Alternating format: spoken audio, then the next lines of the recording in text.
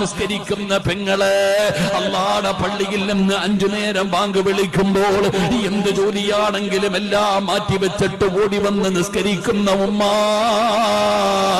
ഭർത്താവ് വേണ്ടുമ്മ, മക്കള് വേണ്ടുമ്മ, കൂടപ്പിറപ്പ് വേണ്ടുമ്മ, കുടുംബക്കാരുടെ ആവശ്യം നിനക്കില്ല ഉമ്മ.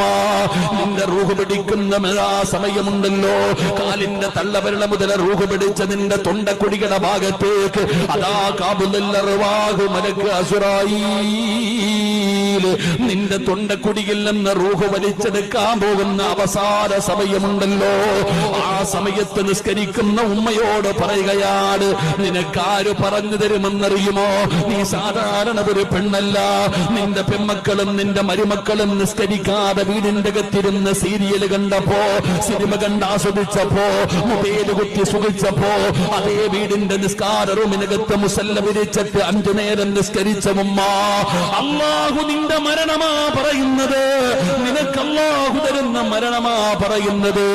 പെങ്ങളെ, കൂടെ പഠിക്കുന്ന പെൺകുട്ടികൾ മുഴുവനും നിസ്കാരത്തിന്റെ സമയത്ത് സ്കൂളിനകത്താകട്ടെ, ജോലി ചെയ്യുന്ന സ്ഥലത്താകട്ടെ, ഒരു തുണിയെങ്കിലും വിരിച്ചിട്ട് നീ നിസ്കരിക്കാറുണ്ടല്ലോ.